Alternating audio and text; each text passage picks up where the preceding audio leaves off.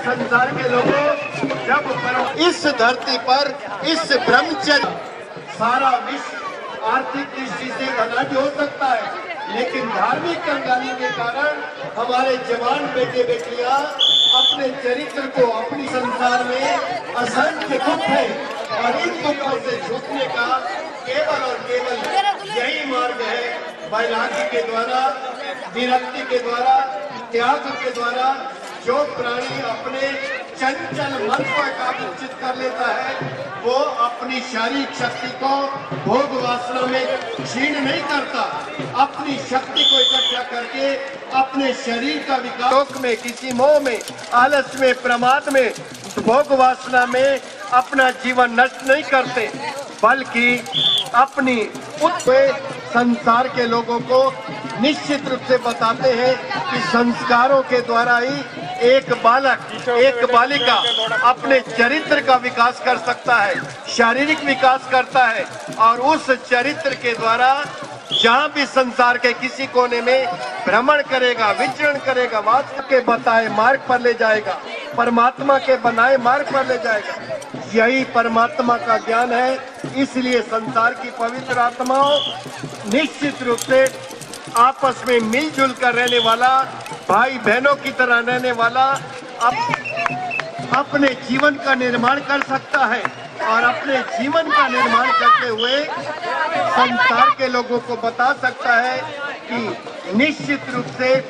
लौकिक संसार की मनोकामनाओं की पूर्ति के लिए निश्चित रूप से जो परमात्मा से जुड़ते हैं, परमात्मा के ज्ञान वेद को अपना साथी बना लेते हैं, परम पिता परमात्मा परमेश्वर और वेद उनको अपना मित्र बनाकर, अपना सखा बनाकर निश्चित रूप से उनकी रक्षा करते हैं, उनको शक्तिशाली बनाते हैं और शक्तिशाली बनकर वो निश्चित रूप से कल्याणकारी परोपकारी कार्य करते हुए, कल्याणकारी परोपकारी कार्य करते हुए निश्चित रूप से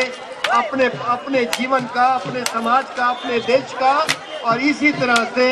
विश्वमार्यम सारे संसार के लोगों को इसी प्रकार की प्रेरणा देते हैं। इसी परमात्मा के ज्ञान को धारण करते हुए हमारे भारतवर्ष के प्रधानमंत्री नरेंद्र मोदी ने भी इसी वैदिक संस्कारों के द्वारा आज सारे विश्व को